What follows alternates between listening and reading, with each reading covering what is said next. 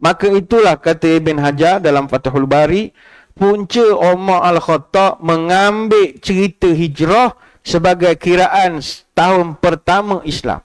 Dan tindakan itu sangat tepat. Apa sebab? Dalam banyak-banyak peristiwa yang berlaku pada baginda Nabi, hijrah antara yang paling terkesan dalam hidup Nabi. Sebab itu hijrah ni benda mustahak dalam kehidupan kita. Dalam Quran, Allah ulang perkataan hijrah 28 kalimat dalam Quran. Kalimat hijrah ada 28 kali. Dalam bentuk past tense ada 12 kali. Dalam bentuk future and present tense ada 3 kali. Ayat perintah hijrah ada 6 kali. Dalam bentuk singular ada sekali. Plural ada 4 kali. Ada ayat khusus hijrah kepada wanita disebutkan sekali. Ada ayat hijrah makaniyah. Ada hijrah ma'nawiyah. Boleh rujuk surah Nisa ayat 100.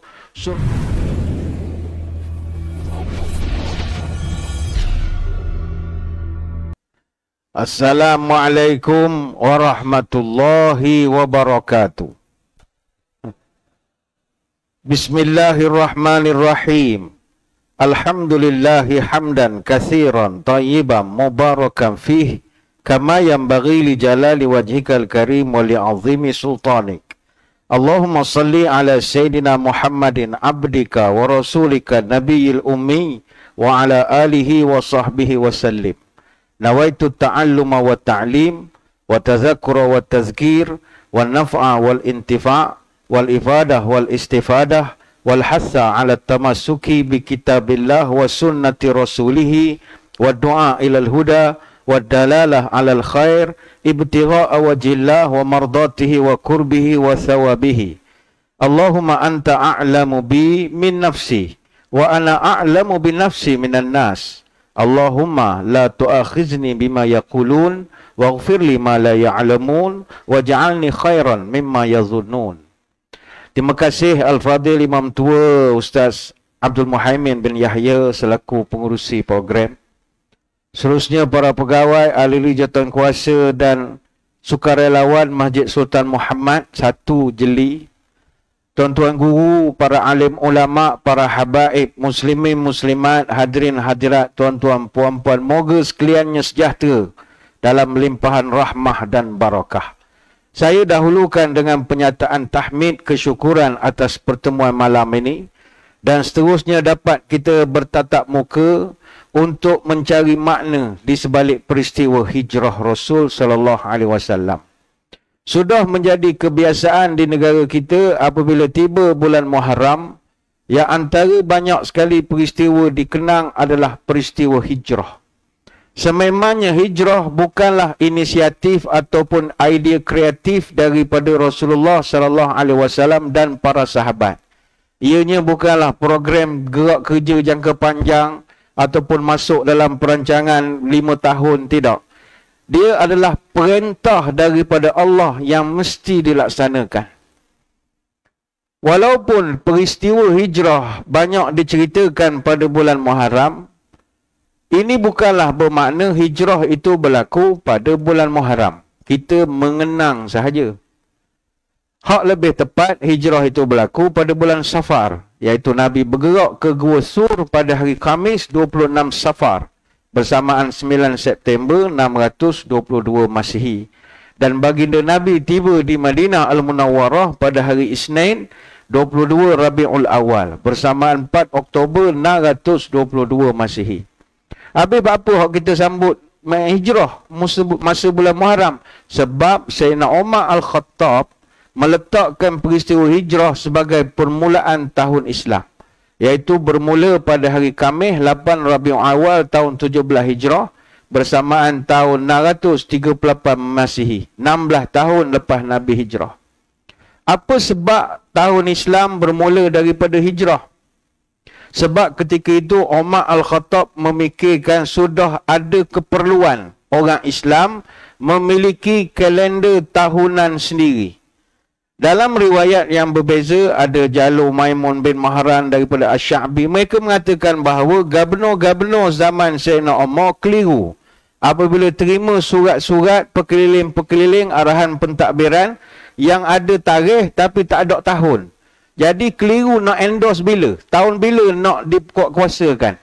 Antaranya yang pernah berlaku kepada Abu Musa al-Asy'ari radhiyallahu anhu, dia governor. Dia dapat surat banyak, dia keliru nak buat bila benda-benda arahan itu. Jadi atas dasar itu, dia cadangkan kepada kerajaan, pada Sayyidina Umar, buatkan satu sistem kalender. Jadi Umar pun berfikir, macam mana kita nak buat? Du'u linnasi syai'an ya'rifunahu minat tarikh. Tak apalah, kita minta rakyat bagi pendapat. Bilakah waktu hak paling sesuai diambil bagi kiraan tahun pertama Islam? Jadi ada hak cadangkan kita guna kalender sedia ada, iaitu kalender Julian. Kalender Julian ini dah wujud sejak tahun 46 sebelum Masihi lagi. Tapi ketika cadangan ini diusulkan, Sayyidina Umar tolak. Sayyidina Umar kata, kalau kita nak guna hak orang, cak ayanglah kita ni. Biar kita buat sendiri hak kita. Identiti kita. Apa sebab? Bangsa hebat, dia mesti ada kalender. Ada takwim. Bangsa yang bertamadun, dia mesti ada kiraan hari, bulan, tahun. Kalau dalam tamadun tu tak ada kalender, tamadun tu cak ayam. Dia mesti ada tarikh. Dia tamadun yang hebat, mesti ada bahasa sendiri. Dia ada tulisan sendiri. Dia ada kerajaan sendiri. Dia ada tarikh hari bulan sendiri. Ni bangsa hebat. Sebab itu dalam dunia takwim ataupun kalender ini, kita bahagikan mengikut objek astronomi. Ikut tamadun. Ada kalender matahari. Ini dipanggil solar. Ada kalender qamari ataupun lunar. Kalender bulan. Ada kalender lunisolar. Gabung antara bulan dengan matahari. Kalender matahari, dia berpandu pada matahari semata-mata. Iaitu dia tengok perubahan musim. Contohnya kalender Gregorian. Apa lagi? Kalender Julian. Ni ikut matahari. Kalau kalender yang kedua, kalender lunar ataupun qamari, dia berpandukan bulan. Iaitu dia ikut fasa bulan. Apakah contoh kalender hak ikut bulan? Takwim hijrah kita, orang Islam. Dia ikut fasa bulan. Ada kalender ketiga, kalender lunisolar. Dia ikut dua-dua pergerakan bulan dan matahari. Tamadun mana pakai dua-dua sekali? Kalender Cina. Cina pakai dua-dua sekali. Dan ada pula kalender hak dah pupus. Tak ada lagi. Contohnya kalender Aztec. Tak ada dah sekarang. Kalender takwim Maya. Tak ada dah. Takwim positivis. Semua dah habis. Sebab dia punya pengikut dia tak meneruskan penggunaan kalender itu, dia mati begitu saja. Menyebut tentang kalender ni, hadirin hadirat sekalian, saya nak kongsi pada malam ini. Kehebatan orang kita di Nusantara, kita bukan sekadar ada takwim atau kalender untuk hari, kalender bulan, kalender tahun. Bahkan orang kita ada takwim musim. Hal ni kelebihan kita berbanding dengan tamadun-tamadun lain. Orang selalu ingat, bangsa yang ada kalender musim ini orang Jawa saja. Memang orang Jawa terkenal lah takwim atau kalender penanggalan Jawa di Nusantara ini. Yang mana orang Jawa zaman Sultan Agong di Mataram, dia telah menjadikan kalender Jawa sebagai kalender kerajaan untuk seluruh pulau Jawa kecuali di Banten, Belambangan dan Madura. Hak lain semua pakai kalender Jawa. Kalender itu diisytiharkan sebagai kalender rasmi pada hari Jumaat Legi. Nama Jumaat dia pun lain. Jumaat Legi 1 Surah tahun 1555. Bersamaan 1 Muharram 1043 Hijrah. Bersamaan 8 Julai tahun 1633 Masihi. Maknanya 51 tahun selepas kalender Gregorian dirasmikan. Tapi kalender Jawa ni sangat rumit. Saya ingat kalau dalam masjid ni ada orang Jawa pun, dia pun tak reti lah nak gunakan kalender Jawa. Susah. Dia kalender Jawa ni dia memakai pertama sistem hari 7. Dia panggil Saptawara. Dia sesuai dengan sistem hari ikut kalender Masihi. Dia juga gunakan sistem hari 5. Dia ada hari 7, dia ada hari 5. Pancawara. Yang dipanggil dengan nama pasaran. Tak apa-apa nak faham, susah nak faham. Dia ada juga pusingan 8 tahunan. Dia panggil satu windu. Dia ada juga adjustment semula. Penalaan balik dibuat selepas 120 tahun. Dia panggil 15 windu.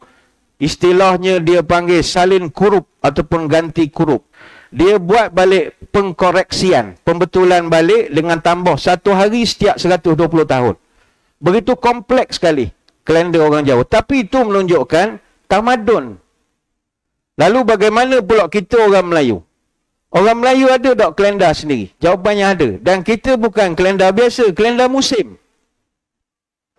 Kita ambil contoh malam ini, kita cerita kalender orang Kedah lah. Musim-musim ni banyak cerita hal Kedah. Menteri Besar Kedah, semua Kedah belaka. Kita cerita hal Kedah lah malam ni. Orang Melayu Kedah, dia ada kalender musim.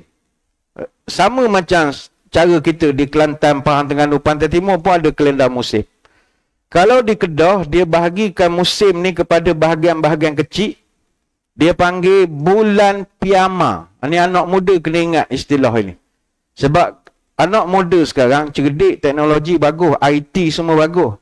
Tapi saya kalau tanya mana utara, timur, selatan, barat, dia tak tahu. Mana utara? Tak tahu mana utara. Dia tak tahu utara di mana. Berat kalau orang tak tahu arah 4 tu tak tahu. Berat sungguh lah. Belum tanya perubahan musim. Dia ada 12 bulan Piama dalam setahun. Tapi bilangan harinya beza sedikit dengan kalender yang kita gunakan sekarang. Bulan pertama ni, bulan Piama ni dia susun ikut nombor Melayu. Bulan 1, bulan 2, bulan 3, dia sebut nama itu. Bulan 1, bulan 2, bulan 3, bulan 4 sampai bulan 12. Tapi bulan 1 dia tak sebut bulan 1, dia sebut bulan Sa. Macam kita di Pantai Timur, So 2, 3. Jadi bulan So. Kalau belah Kedah, bulan Sa. Kalau mungkin baling Sik, So lah. Dia alik ke Siam, bunyi So. Bulan So. Jadi setiap bulan, dia ada ciri berbeza. Dia ikut perubahan pada pokok, arah angin, cuaca, perangai tabiat binatang. Dia tengok kedudukan bintang. Semua disusun dalam 12 bulan itu. Orang tua-tua dulu, tuan-tuan, walaupun tak mengaji tinggi sampai universiti, tapi dia sangat mahir melihat bacaan pada alam. Orang kita, saya ingat nak keluar rumah tadi, tak ada orang tahu hujan maghrib tadi. Habis basah masuk masjid. Sebab kita tak tahu nak hujan. Orang tua dulu dia ada geruh. Dia boleh tahu hujan, tak hujan, masa bila ribut. Orang tua-tua dulu, dia tengok angin. Dia tahu angin tu apa petanda dia. Apa sebab orang tua dulu ada ilmu begitu? Sebab mereka cakna dengan alam sekeliling. Budak muda sekarang, dia tak cara dah. Sebab dia ralik dengan telefon. Dia ralik dengan dunia dia. Saya ingat budak-budak kita jalan daripada Jeli ke Kota Baru pun dia tak cam kok mana. Sebab sepanjang jalan main telefon. Dia tak tahu mana kona, mana apa. Sampai tua dia tak ada kenangan langsung berjalan. Macam kita zaman budak, zaman tak ada handphone, kita naik bas, naik kereta, kita pandang luar, kita ingat sesa. Caban ni, sempan ni, kona ni, kita ingat. Sebab kita perhati alam. Budak sekarang hidupnya telefon. Siang malam telefon. Kesannya adalah kita tak cakna dengan alam. Orang tua dulu dia namakan musim hujan sebagai musim barat. Sebab angin dari barat tiup ke darat. Biasa bawa hujan. Dia tengok angin dia tahu. Sekejap lagi hujan ni. Angin dari barat. Kalau musim kemarau dipanggil musim timur. Sebab anginnya datang daripada arah timur. Angin pula ada banyak macam-macam jenis angin. Ada angin kelabu menunggal, angin muda, angin tikus, angin tumbuk kurung, angin cekang kelak, angin tajang temilang, macam-macam. Dia tengok angin, dia tahu, ni angin hujan. Ini angin demam. Ni kalau keluar rumah demam. Angin ni gini. Mana dia dapat? Bukan pakai ilmu jin. Pemerhatian kepada alam. Cakna kepada alam. Orang tua-tua kita dulu, dia tengok air laut. Musim-musim air laut, dia kenal air. Dia kenal keadaan di laut. Sama ada air tengah surut, tengah pasang, atau air tengah penuh. Dengan tengok kedudukan bulan di angkasa. Bulan di angkasa, bukan bulan yang pergi bawah tepi jalan tu tak. Bulan yang atas. Tengok tepi tu tak ada penanda apa. Itu biasa je. Yang di atas. Kalau bulan sebelah ufuk timur, tu air laut tengah penuh. Kalau bulan mula naik ufuk timur, air tengah surut. Kalau bulan terbenam di ufuk barat, air sedang penuh di laut. Dia tahu. Bila dia tahu air tengah penuh, air pasang, air surut timpas ni surut hingga parah paling rendah. Bila bulan tegak atas kepala. Jadi dia tahu nak cari ikan apa. Hari ni ikan apa? Hari ni ikan apa? Mana dia dapat ilmu itu? Pemerhatian kepada alam. Jadi dalam kalender orang Melayu dulu, bulan Piama ni, dia lebih hampir dan selari dengan bulan-bulan astrologi bintang 12. Yang mana bulan Sa, dia berlengkap dengan pada Sagittarius. Dia kalau bulan Piama ni dalam tarikh Masihi, dia beza dengan kita. Bulan Sa 2, 3, 4, 5, 6 sampai 12. Bulan Sa bermula pada 20 November sampai 19 Disember. Dia lain dengan kita. Kalau bulan 2 start 20 Disember sampai 18 Januari. Kalau bulan 3 start 19 Januari sampai 17 Februari. Kalau bulan 4 start 18 Februari sampai 19 Mac. Macam kita hari ni dah masuk 22 Julai. Bulan 7, tapi bulan Melayu dia duduk pada bulan 9. Kalau 21 Jun sampai 21 Julai, itu baru bulan 8. Kita hari ni 22 sampai 21 Ogos, bulan 9. Setiap bulan ada ciri dia. Macam contoh bulan Sa akan berlaku banyak kejadian alam. Biasanya pada bulan Sa, start 20 November sampai 19 Disember, akan berlaku piamah hujan 44 dia panggil. Piamah hujan 44 maknanya hujan tak berhenti 44 hari. Tuan-tuan hujung tahun ni tak percaya try kira. Berapa hari hujan direct? Kita tak kira, tak percaya. Sibuk dengan telefon. Kira sekali tahun ni. Orang tua dulu dia kira. Dia panggil piamah hujan 44. Jadi pada penghujung bulan itu ada hasil insya-Allah. Buah kendung akan masuk. Dan burung-burung akan start makan. Dia tengok tu dia tahu ni dah penghujung bulan 1, bulan Sa. Ikan-ikan di bendang juga sudah mula berkejaran mencari jalan ke sungai sebab sawah akan kekeringan dalam musim kemarau yang akan menjelang. Jadi padi tak boleh ditanam lagi pada bulan ini. Kalau ditanam juga, maka pokoknya tak akan beranak. Kalau berbuah pun isinya tidak penuh. Jadi ditunggu bulan 2. Bulan 2 start 20 Disember sampai 18 Januari. Ini dia panggil emping berah. Hujan masih turun tapi berselang-seli. Dan angin timur masih bertiup kencang. Jadi alternatifnya pergi ke laut. Sebab waktu ini penyu sudah mula bertelur di pantai. Jadi dia tahu pergerakan musim itu. Tak kebuluk lah orang dulu, tak kebuluk. Mana ada kebuluk. Banjir sini, dia sentiasa tahu pergerakan. Dan kalau pukul 10 malam, bulan 2, biasanya tiap-tiap malam pukul 10, akan muncul bintang ketika, dia panggil. Bintang ketika. 7 bintang sejajar sedang berada di puncak kepala. Saya sejak duduk di Jabatan Mufti ni, dulu saya tak percaya ke benda atas langit tu, tak percaya langsung. Kita duduk jaga masjid, jaga apa. Pindah ke Jabatan Mufti, kena jaga falak. Falak ni antara kerja Jabatan Mufti, istihar raya, nak istihar Muharram, istihar Zulhijjah, pergi mencerak bulan, tengok gerhana. Barulah kita tahu Allah banyak sungguhlah ilmu Allah ni, hak tak sampai ke bawah lagi. Banyak sungguhlah. Tuan-tuan kalau buka YouTube, TikTok apa nak cari orang cerita pasal hak di langit, payah. Banyak cerita darat je. Tak ada cerita benda di langit. Maka yang bercerita tentang benda di langit, orang sains. Astronomi, ahli teori konspirasi, macam-macam. UFO lah, macam-macam. Sedangkan pada setiap kejadian di langit itu, ada tanda-tanda bagi orang yang berakal. Bahkan Nabi SAW, salah satu sunnah yang dia tidak tinggal, adalah bila bangun tidur, mengusap wajahnya dan memandang ke langit dan membaca surah Ali Imran. Ini sunnah yang ditinggalkan. Nabi suka memandang ke langit.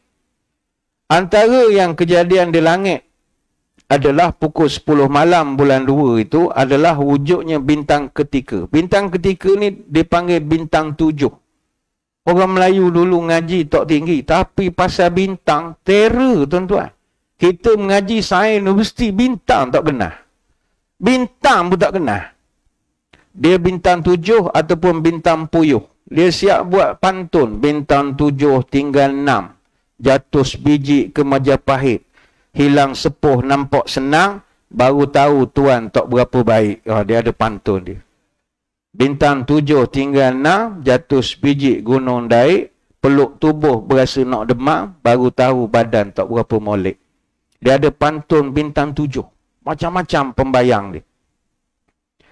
Ingatkan ilmu tu ilmu mengarut. Dok, rupanya dalam astronomi dia panggil bintang itu Pleiades. Pleiades ni Seven Sisters ataupun Messier 45. Dia sekelompok bintang terbuka duduk di Buruj Taurus. Buruj Taurus ni salah satu buruj yang paling dekat dengan bumi. Orang Melayu kerana dia cakna dengan benda ada di langit, dia gelarkan bintang 7 tu dengan bintang Suraya. Ni ada nama di belakang, mungkin ada nama adik-adik, Suraya. Suraya tu bukan nama rokok Indonesia, dah. Kata sampai hati ayuh pun nama aku Suraya. Tu Suria lain. Ni Suraya ini adalah bintang 7 ataupun bintang puyuh. Cerdik orang tua-tua dulu, luar biasa. Tuan-tuan kalau kaji ilmu orang tua-tua, kita jadi pelik. Mana dapat? Dia cakna. Kemudian bintang 3, bulan 3 bermula 19 Januari sampai 17 Februari. Masa ni hujan makin kurang, ada tapi genyai-genyai. Rebung sudah mula tumbuh rendah di rumpun buluh. Waktu pagi juga padi berat akan masuk dan boleh nak dituai.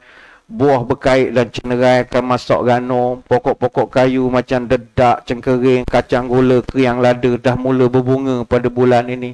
Dia cakna. Jadi ini beberapa contoh saya kan cerita bulan 12 tak cerita hijrah kita kan. Nak ceritanya, orang tua-tua dulu dia ada kalender musim. Kita sekarang ada? Tak ada. Kita tak boleh meneka riak alam sebab kita tidak lagi cakna. Kita tahu hujan jerebu lah. Dengar map Malaysia, jerebu. Tu tahu jerebu tu pun sebab map Malaysia beritahu dalam berita.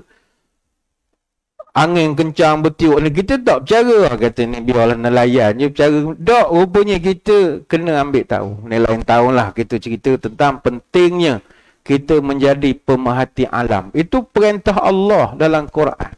Taklah kamu memahati kebesaran aku. Baring, melerak, duduk, diri. Semua kena tengok kebesaran aku. Balik kepada cerita penetapan Muharram itu tadi. Kemudian Sayyidina Umar pun bila dia fikir, kita kena ada kalender. Bangsa-bangsa hebat ada kalender, ada takwim. Berikan cadangan. Jadi Ibn Hajar, dia ada merakamkan bagaimana ketika itu, orang pun beri pendapat kepada kerajaan Madinah. Macam mana nak cipta tahun. Kanat qadayatil lati ittafaqat lahu wa yumkin lahu yu'arrikhu biha arba'ah. Sepakat ramai-ramai beri cadangan yang macam-macam, tetapi acuannya tertumpu pada 4 peristiwa untuk jadi pilihan. Nak pilih mana se? Apakah 4 peristiwa yang dicadangkan untuk dijadikan permulaan tahun Islam? Maulidih, wa mab'athih, wa hijratihi, wa wafatihi. Ada cadangkan kita kira start Maulidur Rasul. Ada yang cadang kita start tarikh dia diutus menjadi Nabi. Mudah cerita nuzul Quran lah wahyu utama. Ada yang cadang ketika Nabi hijrah. Ada yang cadang ambil tarikh start Nabi wafat. Jadi bincanglah. Dalam perbincangan itu kata Ibn Hajar, farajaha indahum ja'alaha minal hijrah. Sepakat alim suarat setuju ambil hijrah sebagai kiraan tahun Islam. Bapa tak ambil maulid? Kenapa tak ambil Maulidur Rasul? Yang kita agungkan, kita buat program tahunan dan macam-macam. Li'annal maulid wal mab'ath la yakhlu wahid minhuma minan niza' fi ta'yinis sanah. Kata Ibn Hajar, tidak diterima cadangan maulid sebagai kiraan tahun Islam sebab la yakhlu wahid minhuma minan niza'. Tidak sunyi dua-duanya itu, iaitu tarikh maulid dengan tarikh dia utuskan menjadi rasul, daripada perdebatan dan perbahasan fi ta'yini sana, pada menentukan berapa hari bulan. Tak ada orang boleh tentukan dengan tepat bila Nabi lahir. Tak ada orang boleh tentukan dengan tepat hari bulannya bila Nabi dapat wahyu pertama. Kalaupun kita boleh letakkan satu tarikh, akan ada puak lain pula pertikai tarikh kita. Sama macam kes maulud sekarang lah.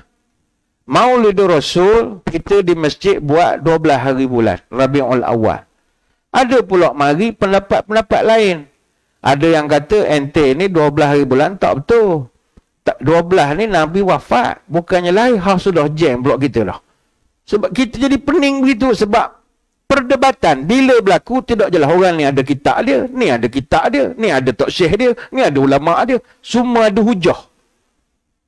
Jalan setengah masjid pening-pening, tak buat dah Maulid Rasul, senang cerita. Ada setengah tak payah buat, ustaz serabut aku, kelari semua. Ada setengah tempat tak buat.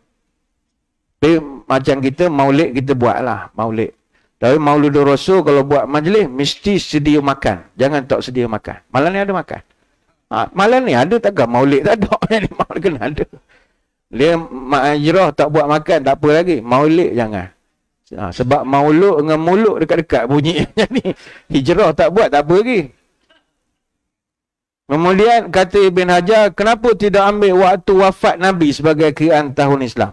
Wa amma waqtul wafat fa'aradu anhu. Tolak mentah-mentah. Apa sebab? Lima tuwaqqi'a bi dzikrihi minal asaf alaih. Dikhawatiri orang akan bersedih beramai-ramai ketika sambutan tahun baru Islam kerana mengenangkan kewafatan baginda Nabi SAW. Kata Umar, jangan. Kalau ambil tarikh wafat, hari nak lancar 1 Muharram 1445, pakat jerit belaka Dewan Stadium. Orang nak masuk tahun baru, nak semangat, dia pakat nangis belaka. Panggil blok ceramah, pandai buat nangis-nangis. Oh, ya Rasulullah. Oh, habis. Nangis belaka. Orang nak mencari semangat baru. Nak azam tahun baru. Maka itulah kata Ibn Hajar dalam Fathul Bari, punca Umar Al-Khattab mengambil cerita hijrah sebagai kiraan tahun pertama Islam.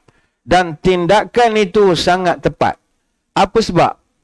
Dalam banyak-banyak peristiwa yang berlaku pada baginda Nabi, hijrah antara yang paling terkesan dalam hidup Nabi. Sebab itu hijrah ni benda mustahak dalam kehidupan kita. Dalam Quran, Allah ulang perkataan hijrah 28 kalimat dalam Quran. Kalimat hijrah ada 28 kali. Dalam bentuk past tense ada 12 kali. Dalam bentuk future and present tense ada 3 kali. Ayat perintah hijrah ada 6 kali. Dalam bentuk singular ada sekali. Plural ada 4 kali. Ada ayat khusus hijrah kepada wanita disebutkan sekali. Ada ayat hijrah makaniyah, ada hijrah ma'nawiyah. Boleh rujuk surah An-Nisa ayat 100, surah Al-Hajj ayat 58, surah Al-Ankabut ayat 26, surah Al-Muddathir ayat 5. Artinya benda tu mustahak. Dan hijrah ni tuan-tuan, sunnatullah. Betul Sayyidina Umar meletakkan hijrah tu kiraan. Sebab hijrah ni sunnatullah. Tak ada orang dalam dunia ni hak tak pernah berhijrah. Tuan-tuan yang duduk di masjid malam ni, orang jeli belaka ke? Tak. Kita hijrah. Daripada jajahan lain, dari kampung lain, dari daerah lain, duduk cari rezeki di sini. Atau bersemenda dengan orang sini. Mungkin dari negeri lain, duduk di sini. Jatuh cinta dengan jeli, terus pencen, duduk buat rumah di sini. Ini kan bandar paling bahagia di Malaysia. Duduk tenang saja. Bandar paling bahagia. Linang. Tak ada benda nak kejar. Traffic light pun bagus. Tak ada masalah. Tak ada kereta dia hijau. Ada kereta dia merah. Sekejap. Kereta tu jalan dia hijau balik. Bahagia sungguh. Kalau KL nyumpah nunggu api. Ya Allah. Tak ada kereta pun merah juga. Sini pakai sensor. Bahagia benda lagi nak. Ada ramai orang ambil keputusan. Hijrah. Sini duduk sini. Tenang saja. Dia sunnatullah. dalam hidup bagai manusia. Dulu kita duduk di alam nama alam roh. Duduk alam roh, tidak kekal, pindah pula pergi ke alam rahim. Duduk dalam perut mak. Alam tu nama alam rahim. Berapa lama? 9 bulan kurang lebih. Hijrah lagi, pindah ke alam dunia. Dunia ni sekarang hak sedang kita lalui. Tak tahulah berapa puluh tahun. Hijrah lagi, pergi ke alam barzakh, alam kubur, pindah lagi. Kubur pun tidak kekal, hijrah lagi, alam akhirat. Akhirat tu pun ada fasa-fasa dia pula. Ini kehidupan. Kita naik pangkat. Grade 17, 19, naik grade 29, pergi 30, 36, 41, 44, 48, 52, 54, jusa C, jusa B, jusa A, turun. Semua tu adalah penghijrahan. Tuan-tuan hak kerja polis, ada polis tugas malam ni. Polis naik pangkat, itu hijrah. Constable naik Lance Corporal, itu hijrah. Lance Corporal hijrah, pindah naik Corporal. Corporal pindah naik Sarjan. Sarjan pindah naik Sarjan Major. Sarjan Major hijrah naik Sub Inspector. Sub Inspector hijrah naik Inspector. Inspector pula hijrah jadi Allahyarham Inspector. Dan begitulah seterusnya. Allahyarham belaka. Imam muda naik pangkat imam tua. Imam tua naik pangkat jadi penolong pengarah Jabatan Agama. Penolong pengarah jadi ketua penolong pengarah. Ketua pengarah jadi blok pengarah. Pengarah Allahyarham pengarah. Tak ada semuanya penghijrahan. Sebab itulah kalau kita nak bincangkan hijrah itu sendiri memang mengandungi makna yang begitu banyak. Secara terminologinya dan juga secara etimologinya. Maka tindakan mencari atau menggunakan hijrah sebagai semangat pada kita, itu adalah perkara yang sangat tepat sekali. Baiklah tuan-tuan sekalian. Apa yang mustahak yang kita nak maknakan daripada hijrah Nabi Sallallahu Alaihi Wasallam ini adalah mencari pasapah yang tersurat dan juga yang tersirat. Kata para ulama, hijrah ini dia ada yang tersirat, ada yang tersurat. Perubahan ke arah kebaikan. Hijrah yang tersirat adalah perubahan rohani kita, dalaman. Hijrah yang tersurat, perubahan jasmani kita. Dua-dua ni mesti ada tambah baik. Pertama, hijrah rohani. Macam mana kita nak hijrahkan rohani kita? Marilah kita memasuki 1445 ini. Hadirkanlah rasa bertuhan dalam jiwa kita semua. Rasa bertuhan. Tuhan ni bukan sekadar kita tahu ada Tuhan. Tapi kita merasakan wujud Tuhan. Sekarang ni ramai orang, dia nak ma'rifatullah. Baguslah, tak ada masalah. Ma'rifat ni maknanya kenal. Tuhan ni bukan sekadar dikenal. Tapi dia mesti dirasa. Kalau sekadar kenal, orang bukan Islam pun kenal Allah. Kawan-kawan kita yang bukan Islam, dia... Kalau saya macam Kelantan, orang Cina Kelantan, India Kelantan, memang dia kecek Kelantan. Ya. Dan saya di Pahang, kalau opis di Pekan, Cina di Pekan, cakap Pahang. InsyaAllah, Alhamdulillah. Ada satu kedai tu, memang kedai minum. Orang ramai pergi. Situ dia macam orang Melayu hantar kuih banyak, silmok apa, jadi dia tukang jual. Tukang jual. Orang pergi kedai Wanca. Nama kedai Wanca. Pergi kedai dia. Dia walaupun Cina, dia dengar ceramah. Dia tengok ceramah TV1 forum Belanda. Kalau saya mari kedai, oh ustaz, awak ceramah baru ni, kawan tengok. Awak tengok ceramah juga? Tengoklah. Dia bawa kawan ni dah tua. Dia pun tengok ceramah. Lepas tu dia cerita, dia gelarkan tok dia, toki dia arwah. Arwah toki kawan dulu, gini-gini. Mana dia cakap, dia kenal Allah tu macam kenal sungguh. Kata, wah, awak tak pergi Kuantan. Tengoklah petang-petang insya-Allah. Insya-Allah macam. Insya-Allah. Sihat hari ni? Alhamdulillah. Lalu macam mana? Baik tu, kalau sekadar kenal, itu biasa. Tuan-tuan, cerita Abdul Muttalib, ketika Abrahah datang ke Mekah, nak menyerang Mekah. Dia buat roadblock. Dia kan pemimpin Mekah. Dia tahan Abrahah. Dia tanya Abraham, mu nak pergi mana? Abraham jawab, aku nak pergi Mekah, nak runtuh Kaabah. Kata Abdul Muttalib, ini aku nak bersensa je lah, ikut mu nak runtuh ke apa ke, tapi aku punya kambing dengan unta mu jangan usik. Marah Abraham. Mu ni pemimpin apa begini? Patutnya mu usah sibuk lah barang-barang peribadi. Patut mempertahankan negara mu. Mu sibuk dengan suruh aku selamatkan ni. Pemimpin apa begini? Sibuk kambing dia, unta dia. Apa jawab Abdul Muttalib? Masa tu Nabi tak lahir lagi, tahun gajah. Abdul Muttalib boleh jawab, Abraham, itu kambing sama unta ana punya. Itu Kaabah Allah punya. Biar dia jaga dia punya rumah. Dia pun kenal Allah. Pada syariat tak ada lagi. Nabi tak lahir lagi. Artinya mengenal Tuhan itu biasa. Bahkan dia letak nama cucunya Abdullah. Anaknya Abdullah. Cucunya Muhammad. Muhammad bin Abdullah. Jadi tuan-tuan nak makrifat, silakanlah, tak ada masalah. Tapi kita rohani ni bukan sekadar kenal Allah. Bukan sekadar hafal sifat 20, hafal Asmaul Husna, tapi merasakan Allah, kewujudan Allah dalam hidup kita. Kita keluar, kita rasa Allah perhati kita. Kita baca Quran, kita rasa Allah rasa diperhatikan. Itulah namanya ihsan. Rasa hidup ada CCTV. Itu. Ini yang kita nak jelmakan dalam diri kita. Rasa kehambaan. Apa contoh yang kalau kita nak jadi orang hak jiwa hamba? Saya melihat salah satu perkara hak kita sekarang ni kena ada dari sudut rohani lah ya.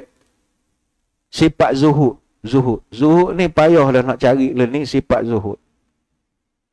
Iaitu Sa'ad bin Sahal radhiyallahu anhu, dia cerita, Atan Nabi SAW rajulun faqal, ya Rasulullah, dullani ala amalin idza ana amiltuhu ahabbani Allah wa ahabbani an-nas.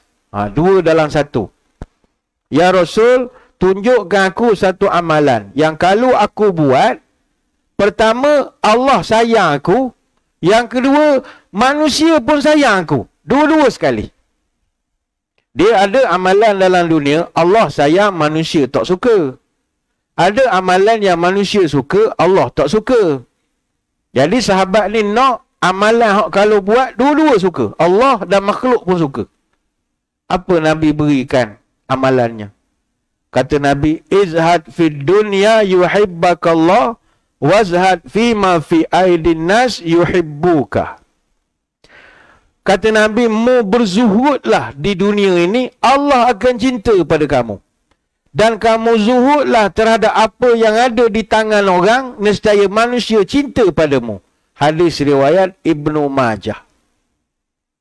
Payah nak dapatkan makam zuhud ini. Sebab itu dalam ajaran tasawuf, seseorang yang nak capai ma'rifatullah, dia kena melalui stesen.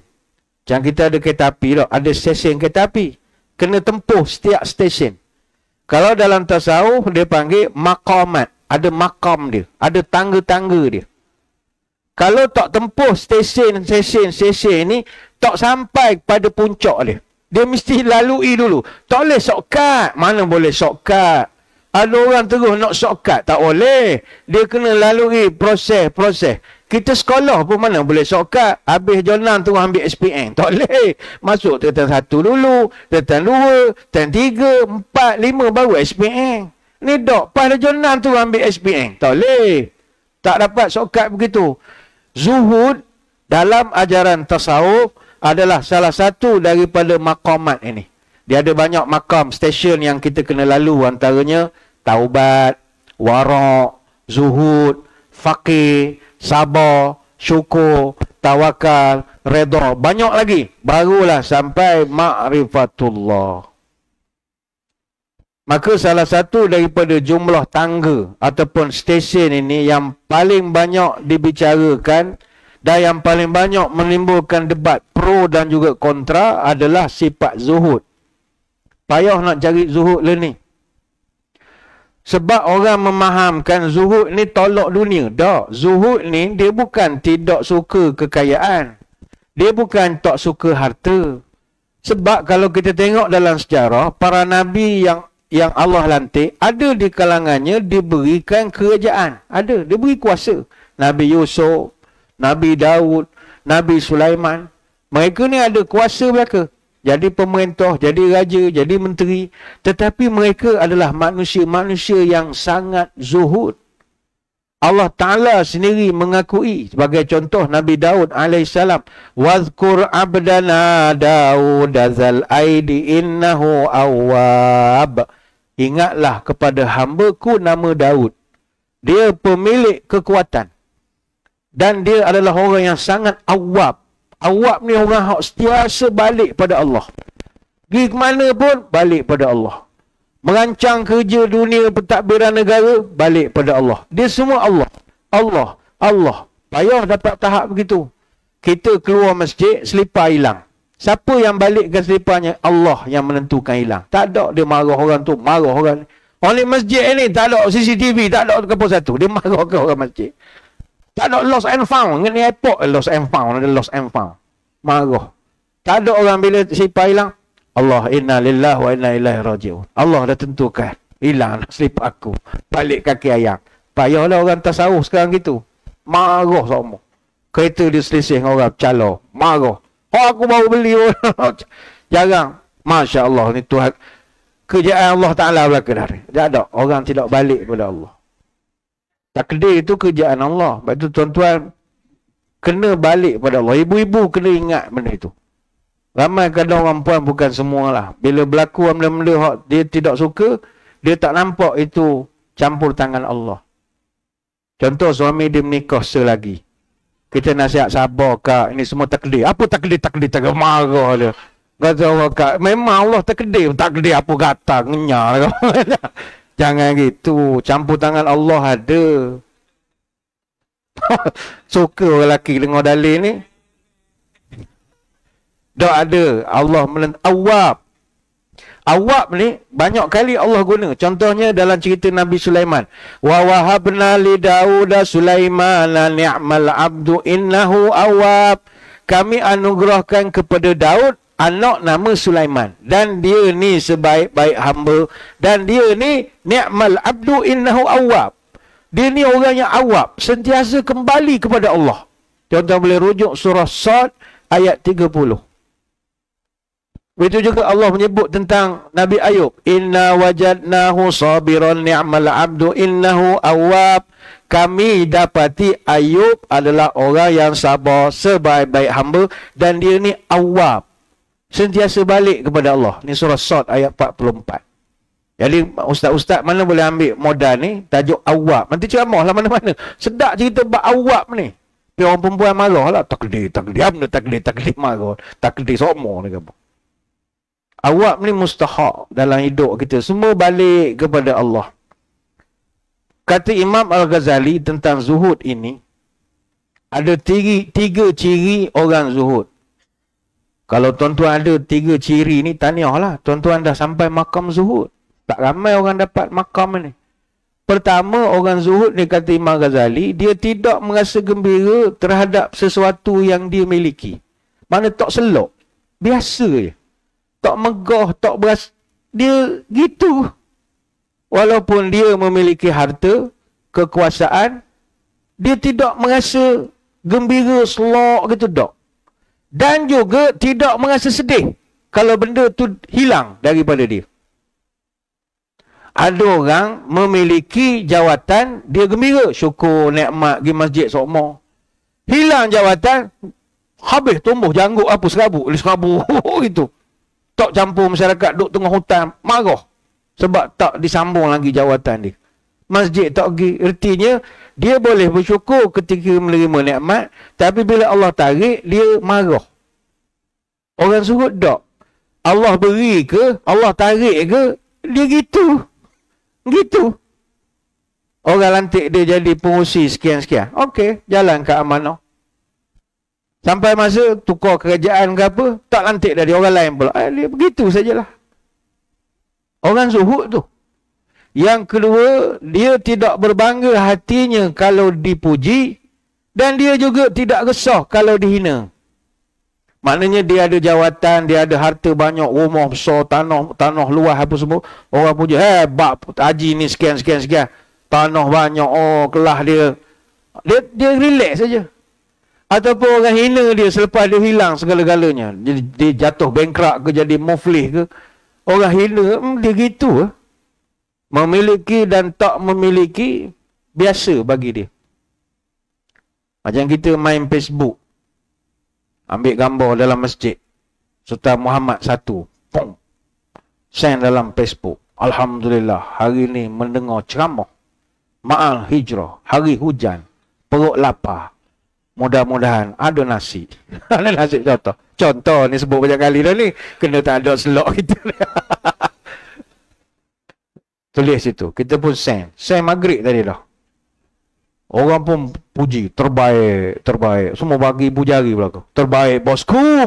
Terbaik. Sekali ada ngutuk pula dalam. Oh nak riak ke tu? Sudah-sudahlah riaknya. Kita hidup ni biar ikhlas. Marah. Artinya kita tak ada zuhud. Orang zuhud, orang puji dia biasa. Orang kutuk, lantakmu. Gitu je. Sebab hidup dia bukan harap puji orang. Bukan harap kutukan orang. Tak. Kita hidup ni atas doa orang yang sayang pada kita. Dan orang zuhud ketiga ni kata Imam Al-Ghazali. Hati dia ditanam rasa rindu kepada Allah. Bukan cinta lagi dah. Rindu. Dia tuan-tuan, cinta lain, rindu lain. Macam orang sekarang buat program Malam Cinta Rasul. Cinta ni biasa. Tapi rindu ni, dia boleh mengalirkan air mata. Sebab benda hok nak peluk, nak pegang. Macam kita rindu keluarga lah. Ada di kalangan di sini yang bertugas di Jeli. Tapi anak isteri entah di Johor, entah di mana. Ada hari rindu. Rindu dengan anak-anak. Tengok anak orang berlari. Allah ingat anak sendiri. Allah rasa nak peluk. Biasa orang lelaki begitulah. Tengok anak orang, lupa anak sendiri. Tengok anak orang, ingat anak sendiri. Tengok bini orang, lupa bini sendiri pun ada pula. Ada juga begitu. Tu berat lah tu. Dia rindu ni lain. Ada dulu ustaz apa je, Ustaz Zahazan, Datuk Dr. Zahazan cerita. Dia duduk kedai mamak. Tengok ada satu orang pokcik makan roti canai. Tok telefon di depan. Cakap dengan telefon. Abang makan apa? Lengur bini dia cakap. Kau roti canai apa itu. Lepas tu tekan lagi. Kau bungkus sikit bawa balik. Yalah dia makan. Ingatkan tengah voicemail ke apa semua. Rupanya dok. Itu adalah WhatsApp dia dengan arwah isteri dia. Ada hari dia rindu. Baik itu tuan-tuan, ada masa dengan isteri dengan anak ni jangan WhatsApp ayat. WhatsApp suara. Sebab suara tu penghilang rindu. Rindu tuan-tuan. Kita ingat kemok. Allah ingat. Ada hari dia kita ni sibuk. Tapi ada hari tu kita terkenang. Allah ingat sungguh kemok. Contoh hari kita dapat kejayaan. Oh kalau lah mak ada. Dia selok sekali sukanya. Allah tak ada lah mak. Kita nak momen itu ada. Itu rindu. Dia mengatasi cinta lagi dah. Mak memang kita cinta. Tapi rindu tu mengharapkan keberadaan dia. Jadi kalau bila rindu sangat. Ada WhatsApp. Mak kita kan suka rakam suara. Malah menaik. Dengar balik suara mak. Mak ni enggak dah. Jadi dia menghilangkan kerinduan. Macam orang cinta Nabi. Rindu Nabi menghilangkan kerinduan. Bacalah hadis. Sebab hadis tu adalah mata rantai suara Nabi SAW yang turun sampai ke kita hari ni. Jadi orang zuhud ni dia bukan sudah makam cinta Allah, rindu Allah. Ada dicatatkan dalam kitab Madarij As-Salikin karya Imam Al-Junaid. Fazahid la yafrah minad dunya bimawjudi wa la ya'saf minha ala mafqud. Orang yang zuhud, dia tidak pernah bangga memiliki dunia dan tidak menjadi sedih kalau kehilangan dunia.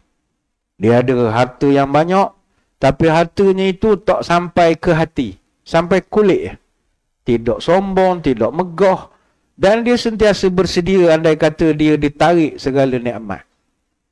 Dulu di Pahang, barangkali kita di sini pun ada pengalaman. di belah Pahang sekarang ni kalau hujung tahun kerap berlaku banjir besar. Sebab mungkin nak buat kereta api laju ke apa ke, jadi dia ada pening sikit lah sungai-sungai tu dia jadi sumbat ke mana ke, memang kerap dah banjir besar. Macam saya asal daripada Maran Pahang. Marang lain, Maran. Jadi Maran ni pun tepi sungai Pahang dekat tebing. Kita ada sungai Belah Kuala Sentul. Banjir ni dah sampai peringkat JPS kena pasang siren. Bukan banjir kecil-kecil lah, bukan banjir kilat lah, dia banjir besar. Pasang siren. Siren amaran banjir. Ada setahun tu, tengah malam. Pukul 11 dia bunyi. Banjir dah kita. Banjir. Hujan tak berhenti. Ambil dokumen siap apa semua, tak tempat tinggi. Pukul 1 pagi bunyi lagi.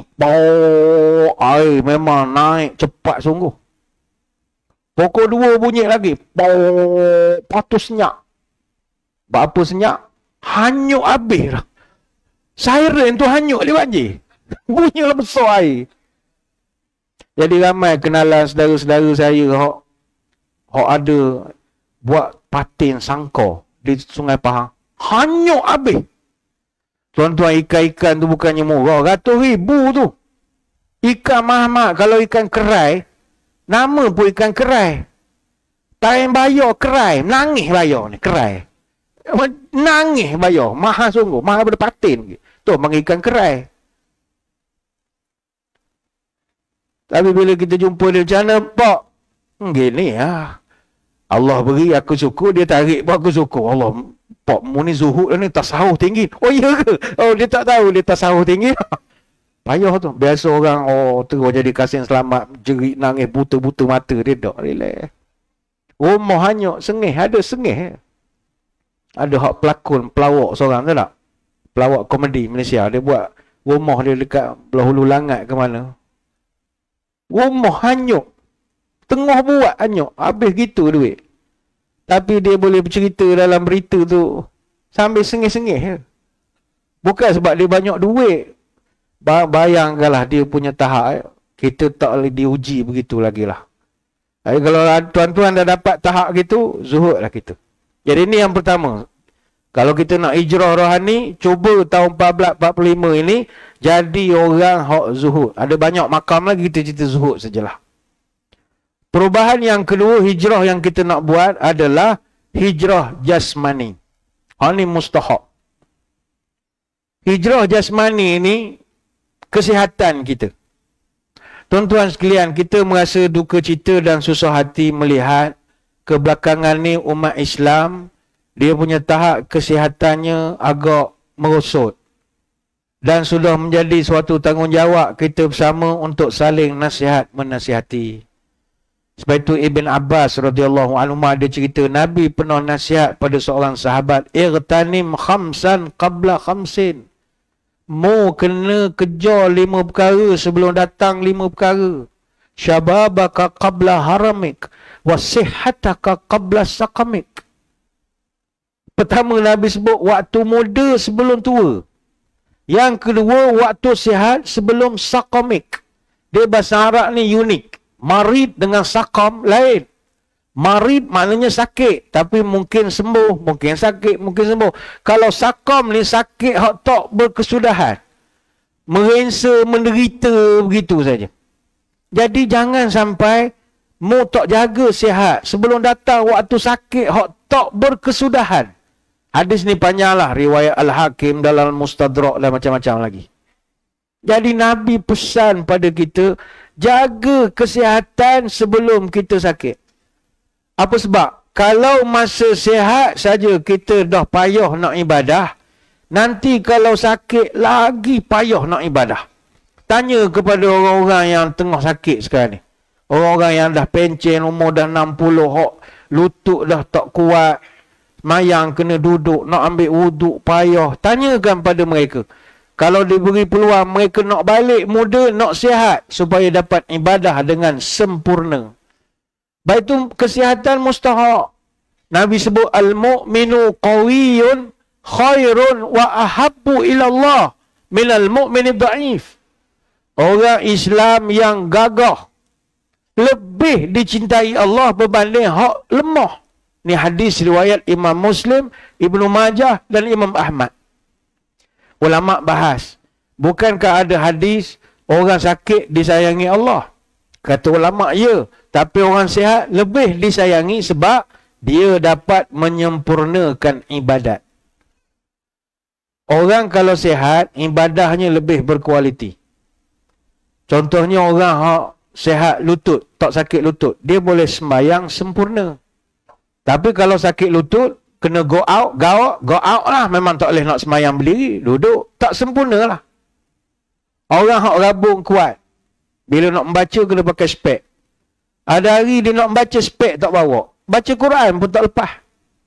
Jadi dia kurang sempurna. Macam kita pergi ke Mekah.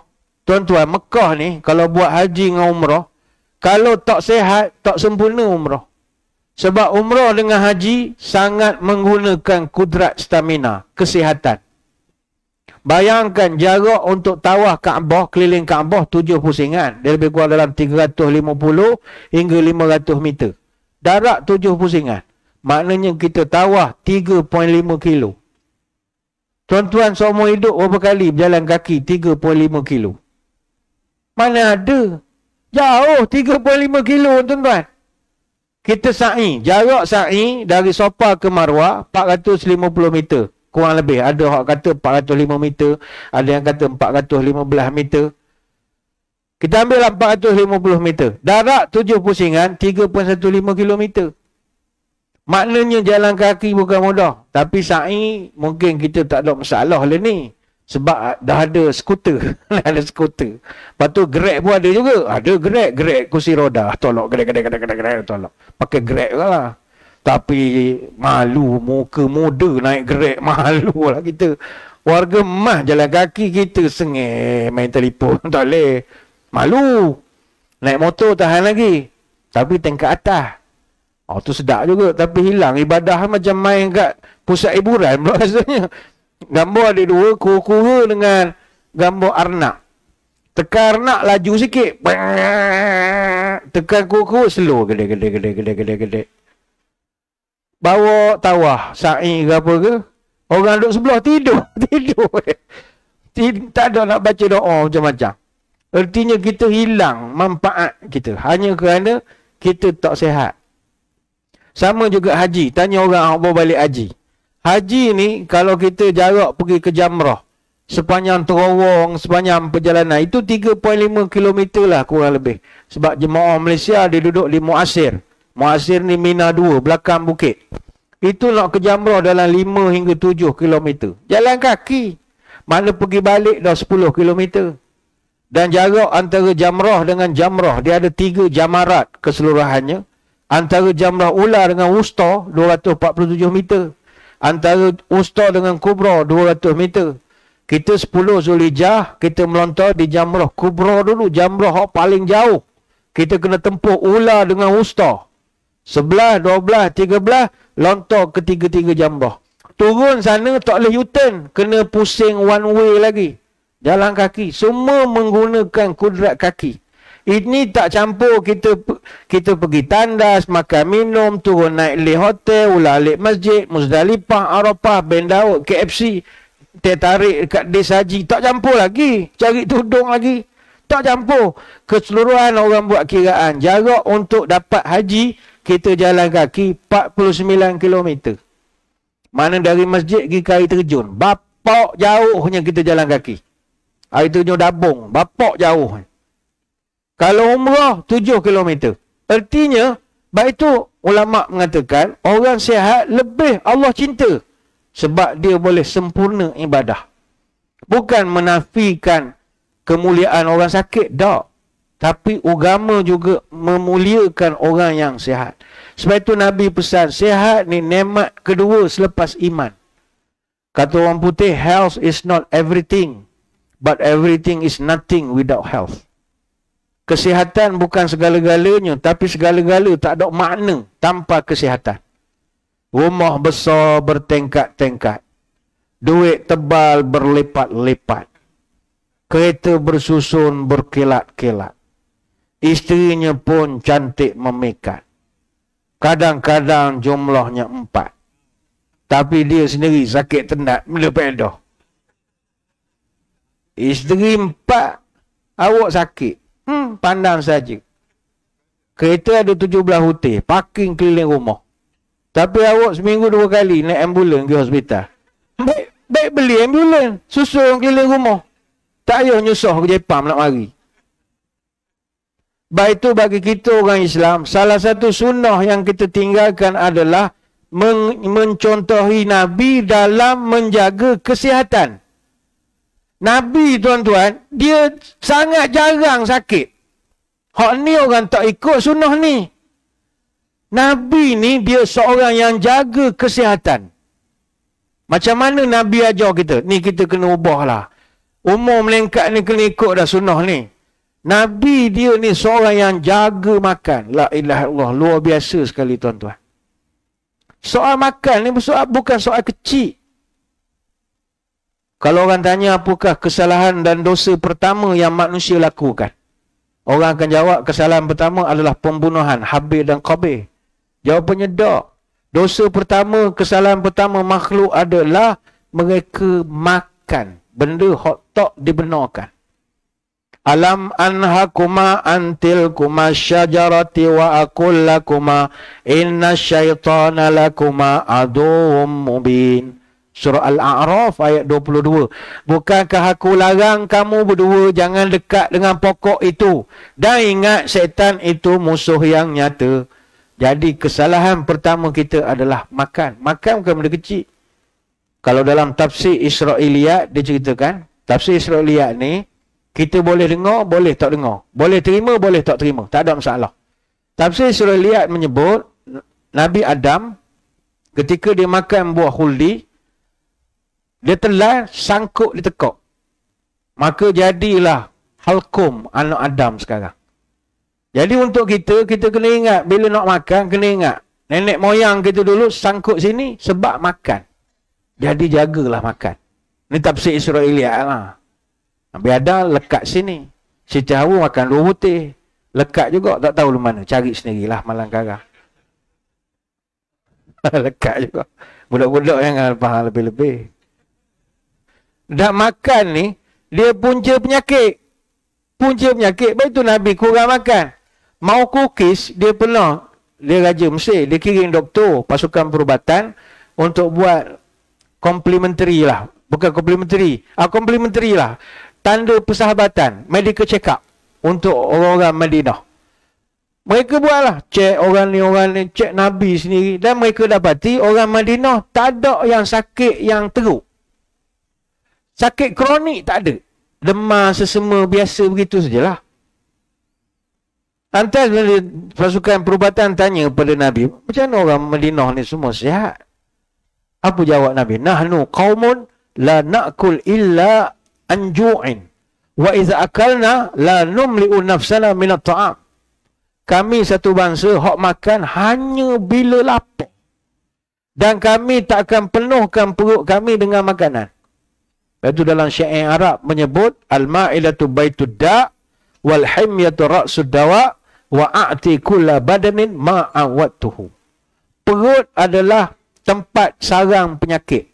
Berpantang adalah raja ubat. Berikanlah badan apa yang kamu biasa saja. Saya nak kongsikan kajian daripada Kementerian Kesihatan. Sekarang ni ramai di kalangan masyarakat kita, khususnya jemaah masjid. Tu kena sebut betul-betul. Jemaah masjid ni kita kena nasihatkan. Sekarang ni ramai di kalangan kita berisiko dapat penyakit kronik. Yang mana penyakit kronik ni dipanggil penyakit kronik tak berjangkit. Non-communicable diseases. Penyakit yang tak berjangkit. Macam COVID hari tu berjangkit. Hal ni penyakit kronik tapi tak berjangkit. Apa contoh dia? Jantung. Jantung mana berjangkit? Ada jemaah kita sumbat jantung 2-3. Duduk sebelah tak berjangkit yang kita. Apa lagi? Kencing manis. Tak jangkit. Mana jangkit kencing manis? Duduk dengan dia. Cium tak apa. Tak jangkit. Angin ahma. Kanser. Kanser tak berjangkit. Mungkin ada kanser tahap 1, 2. Duduk sebelah salam. Peluk dan salah. Tapi dia penyakit kronik. darah tinggi, kegagalan buah pinggang, rosak paru-paru, penyakit tulang. Ini semua bukan penyakit jangkit, tetapi begitu tinggi sekali dalam masyarakat. Apa sebab? Faktor pemakanan. 8.7 juta masyarakat kita memang tak makan sayur dengan buah. Cakap sunnah Nabi, buah tak makan. Lalu macam mana nak kata sunnah Nabi? Mau buah pun tak makan. Sayur pun tak makan. 7.2 juta rakyat kita tidak buat aktiviti fizikal yang sepatutnya.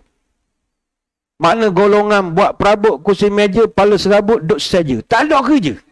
Duduk, melengung, menuh gitu. Sedangkan dia belajar sirah Nabi, dia jogging sama. Mengajak isteri berlari, bersukan dan macam-macam lagi. Dalam laporan daripada Kesihatan dan Mobiliti Kebangsaan, 5.6 juta rakyat Malaysia umur 18 tahun sudah mengalami masalah obesiti. Tuan-tuan sekalian, kita dah umur kat 50. Kita bukan tak pernah umur 18. Zaman kita umur 18, pinggang besar mana? Tengok budak sekarang, bukan sini, orang ke tempat lain. Budak sekarang umur 17, 18, 19. Masya Allah.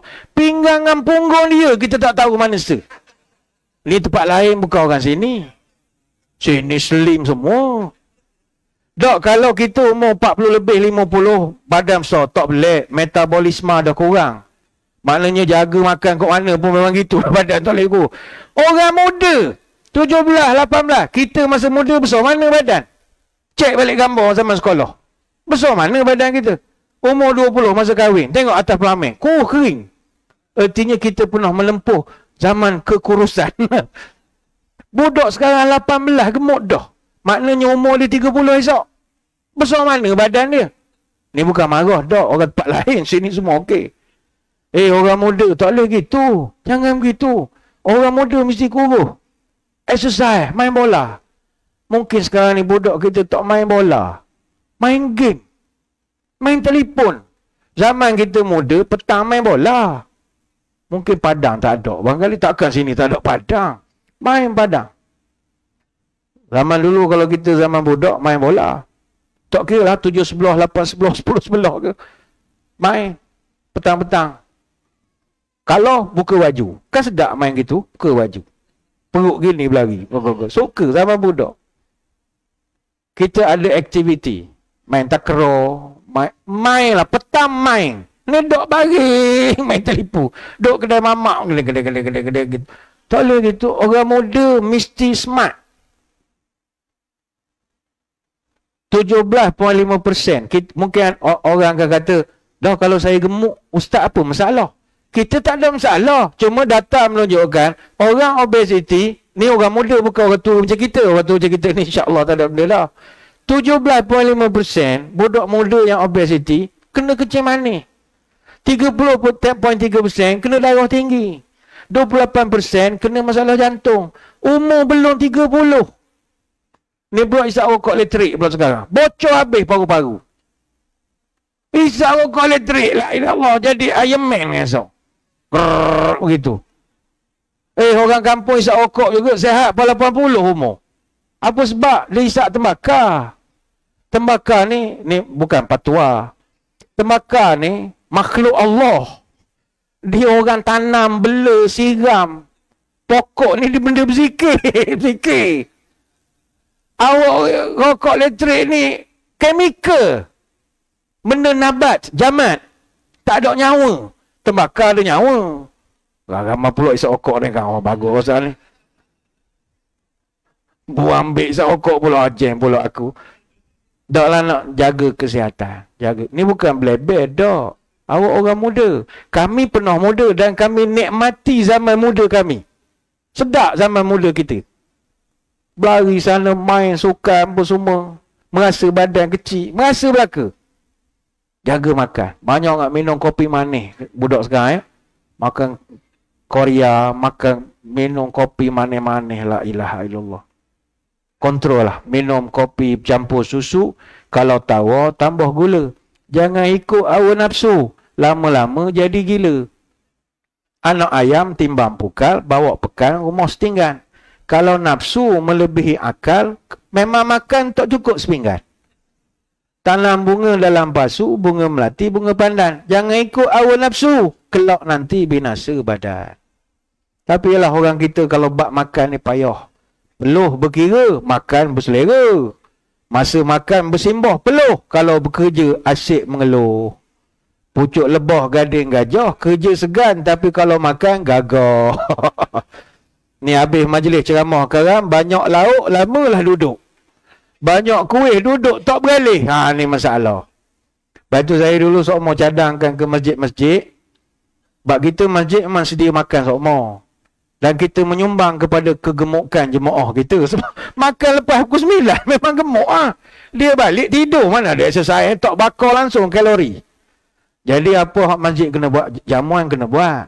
Tapi masa yang sama, kita didik jemaah kita. Jaga kesihatan. Buat program kayuh basikal. Contoh, hari Minggu kita kayuh basikal. Naik bukit mana, senam robik lah macam-macam. Jangan zumba payah pula kan Tok Imam zumba. Kena ada aktiviti sukan. Lawan bola sepak antara sekolah ke apa patut.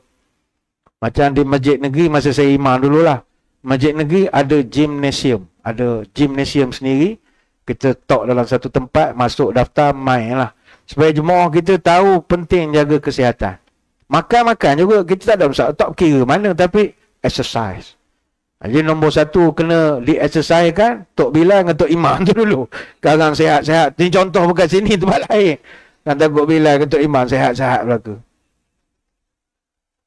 Kalau ikut sunnah tuan-tuan, Nabi ni dia orang yang sangat jaga makan. Nabi ni makan sikit. Beza dengan kita. Nabi makan sikit, kita sikit-sikit makan. Nabi dia jaga makan. Kita asal biaga makan. Nabi makanan dia semua jadi ubat. Kita ubat sekarang jadi makanan. Sekarang ni.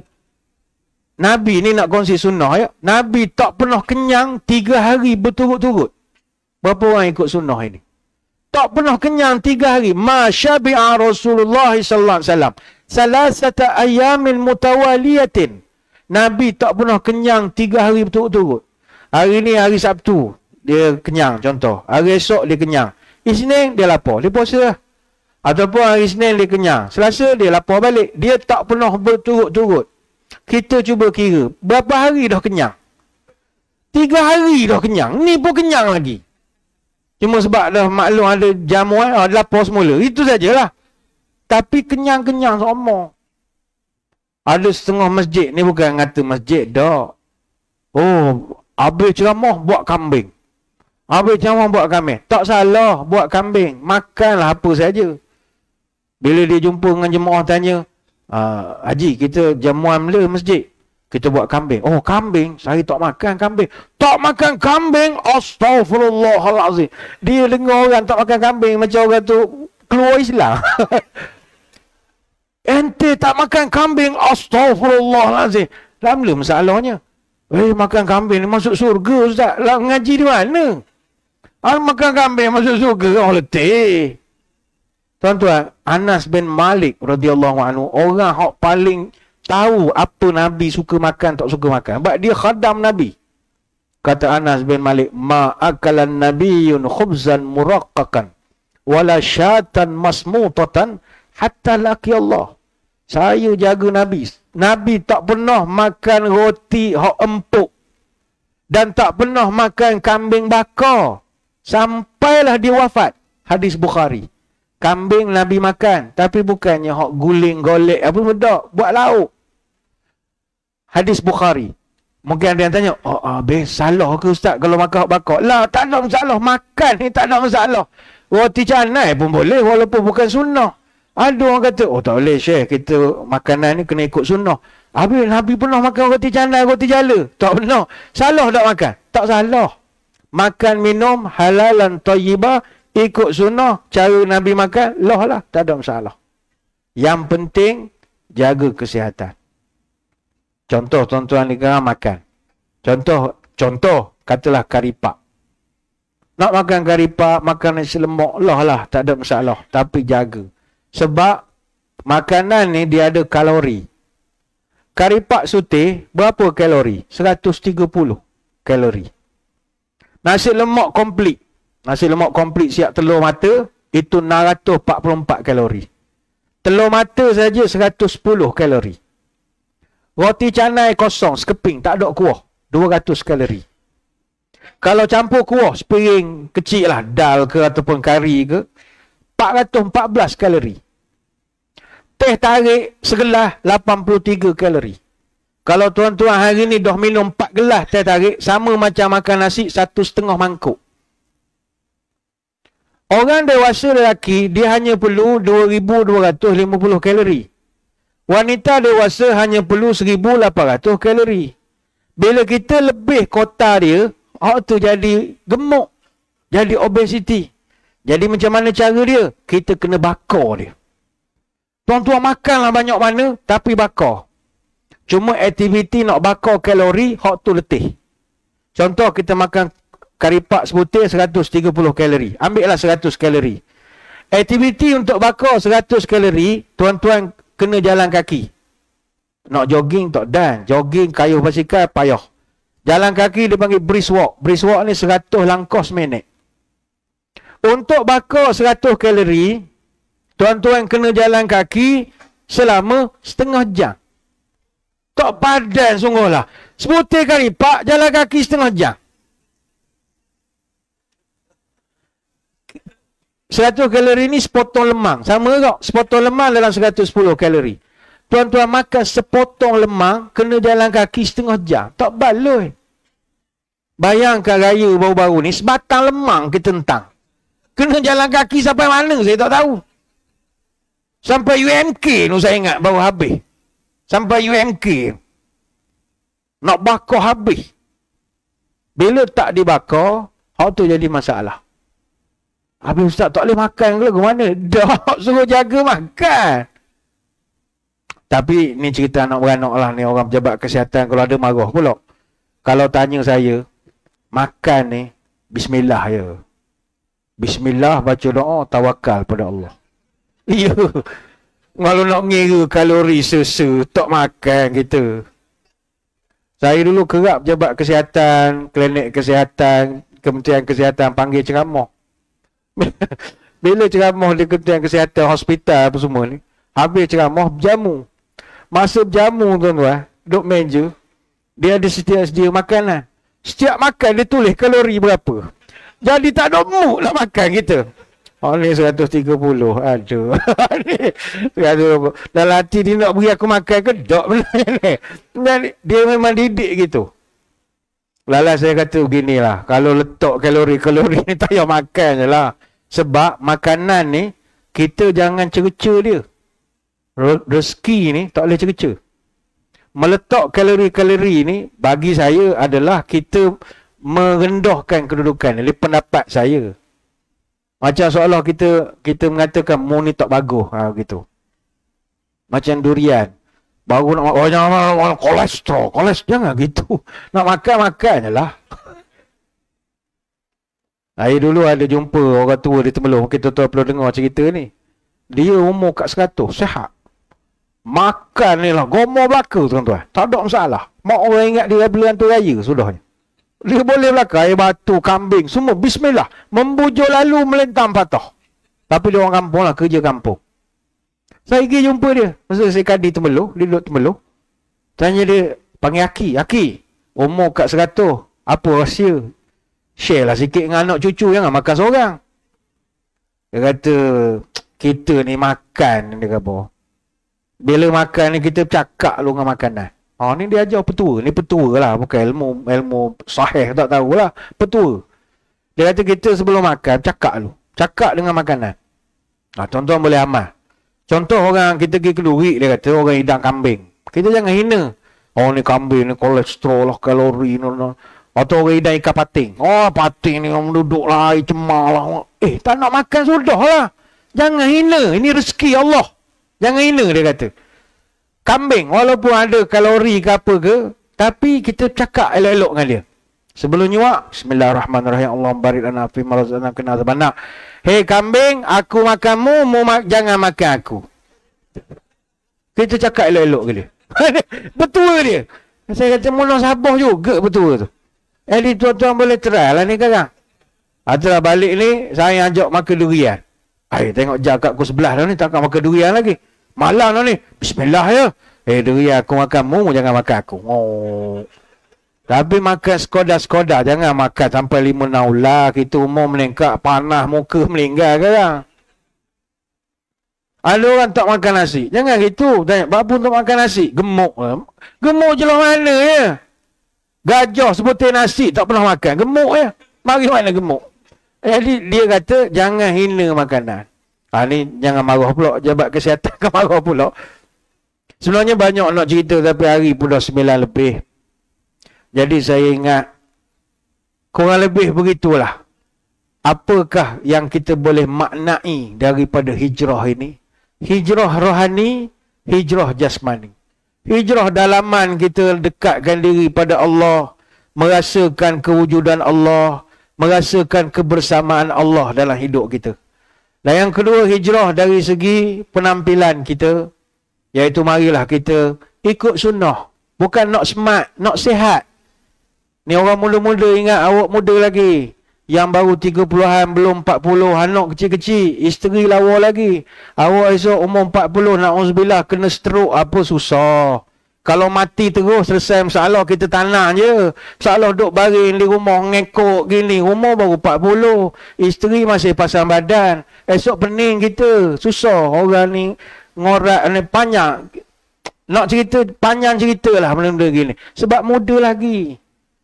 Muda lagi. Doa lah. Kalau mati-mati terus lah. Maksud sakit lama-lama sangat. Susah. Kalau dah tua tak apa. Ni muda lagi. Anak kecil. Nyaknya ke anak. Nyaknya. Jadi doa jaga kesihatan elok-elok. Makan jaga. Makan ubat. Jogging. Niat nak ibadah. Tenang.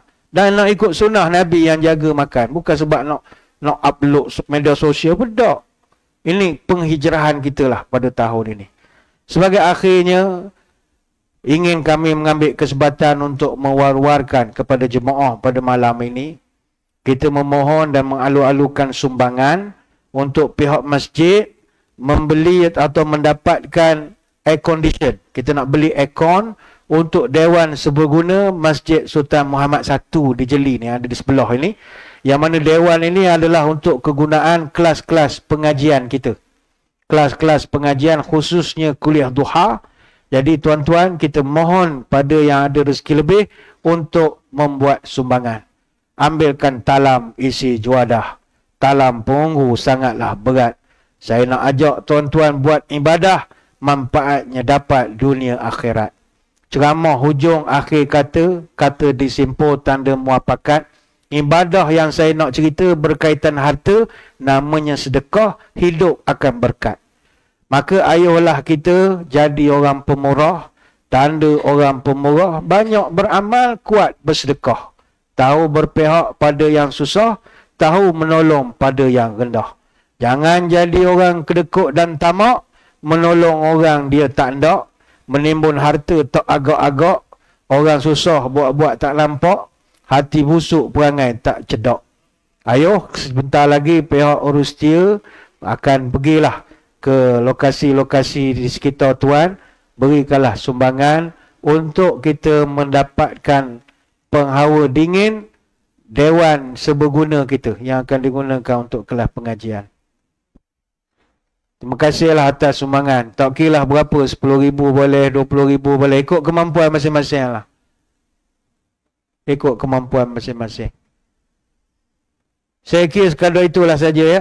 Al-Fadhil Imam Tua dan juga para pegawai sekalian, sembang-sembang kita pada malam ini. Sekali lagi saya mengucapkan ribuan terima kasih atas undangan. Mohon maaf sebarang kekurangan. Moga-moga bertemu pada lain-lain kesempatan. Sebelum berpisah, marilah kita menadah tangan berdoa. Moga majlis kita ini diberkati hendaknya oleh Ilahi. A'udzubillahi minasyaitonirrajim. Bismillahirrahmanirrahim. Allahumma salli wa sallim ala Sayyidina Muhammad salatan tukhrijuna biha min zulumatil wahmi.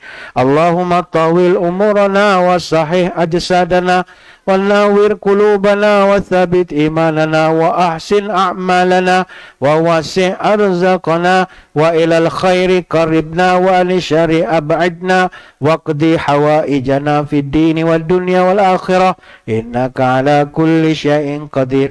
Ya Allah, panjangkanlah umur kami, sehatkanlah tubuh badan kami, terangkanlah hati kami, tetapkanlah iman kami, molekkanlah amalan kami, luaskan rezeki kami, dekatkan kami dengan kebaikan, jauhkan kami dari kejahatan, kabulkan segala doa kami, sama ada dalam urusan agama, dunia ataupun akhirat. Subhanakallahumma wa bihamdika nashhadu an la ilaha illa anta nastaghfiruka wa natubu ilaik. Wa sallallahu ala sayyidina Muhammadin wa ala alihi wa sahbihi wa baraka wa sallam. Walhamdulillahi rabbil alamin. Sekadar itu wabillahi taufiq wa hidayah. Assalamualaikum warahmatullahi wabarakatuh. Wallahu a'lam.